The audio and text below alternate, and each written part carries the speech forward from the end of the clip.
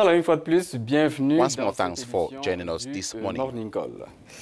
Report de la As you prestation got in the de headlines, the serment des swearing-in membres ceremony du of members of comité the de National suivi Dialogue du Steering dialogue Committee in national South au Sudan Soudan has been du Sud. suspended till further Initialement prévue notice hier, cette following an cérémonie a announcement été on renvoyée à TV. une date inconnue par les autorités à travers une annonce à la télévision.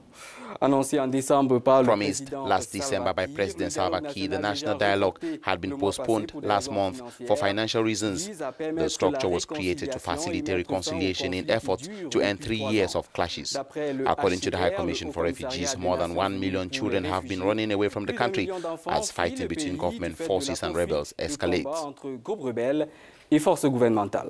According to the South Sudanese government, more than half the committee members that were appointed by President Salva Kiir were yet to report for duty. Several observers keenly following events in the country highly doubt whether the long-awaited discussions will start at all. A civil society activist, Rajab Muhandis, has even said the government has been inconsistent in its effort to get the dialogue off the ground ever since Kiir announced the initiative. The delays only weaken the initiative and lead citizens to lose hope in the government's ability to end the country's 3.5-year conflict. For him, the indefinite suspension occurred because the steering committee is too large, and the only way for a dialogue to take place and make a difference is for the government to have a clear channel of communication to build trust among the people. Deng Machol is our correspondent in South Sudan, and he joins us now from Juba. Good morning, Deng, and thank you for joining us. What are the reasons being given by the government as to why the inauguration of the steering committee of the National Dialogue has been suspended indefinitely? Yeah, in fact, what I heard is that what I heard is that the present members do not meet the quorum of the steering committee. According to the presidential press secretary, Ateni Wek Ateni, majority of the members didn't turn out for the swearing-in ceremony, saying only 20% of the people were present in Juba. The newly reconstituted National Steering Committee is composed of members with representatives from the neighboring countries. But according to Ateni, over 90 people have accepted the appointment in the National Dialogue, including the foreign members. Also, the suspension came after the 3 members turned down the appointment to the National Dialogue.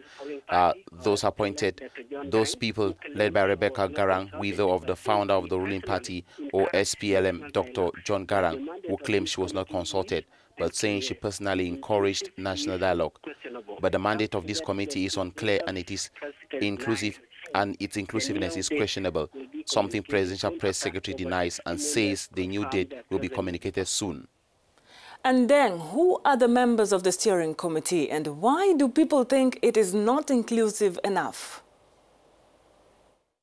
The members include the renowned South Sudanese leaders. The members include the renowned veteran South Sudanese leader, such as Honorable Abel Aliye, as well as members of former political detainees and SPLM in opposition, including 3 foreign external members from Kenya.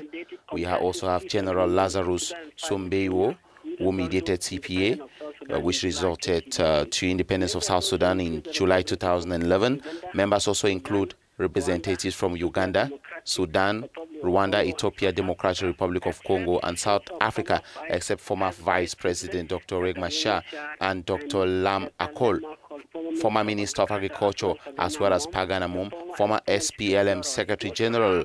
It also has a secretariat such as Center for Peace and Development, South Sudan Council of Churches, as well as Islamic Council. Perhaps the National Dialogue has received nationwide critics, as the former detainees and SPLM says for the National Dialogue to work, President Kiir should not be a patron. They also claim that there is no absolute freedom for participation, sets control over security organs, and meets requirements of the 2015 peace agreement between the government with the armed and non-armed opposition. And then we are also getting reports of renewed fighting in the country, with some youths hitting the streets to demand an end to the crisis. How intensified is it?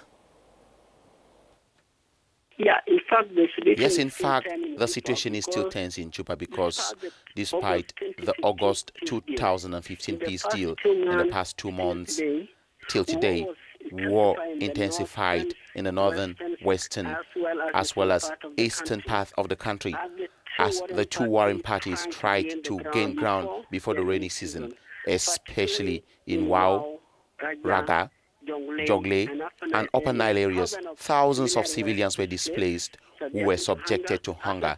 As fighting gained surface, the country's economy is also in trouble, which frustrated some youth to flood the streets of Juba today, holding some posts written as the nation has collapsed under your leadership. No, no to rebellion. Stop fighting now. However, the protests aborted after the national security officers flogged protesters and some were arrested. It is not yet clear who is behind the demonstrations.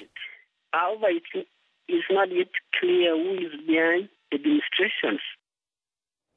Voilà, vous l'avez suivi à l'instant, c'était notre correspondant. That was Deng Machol, Africanews correspondent in Juba. Deng Machol, donc notre correspondant, qui revenait sur ce report de la prestation de serment des membres du comité de suivi dans ce pays.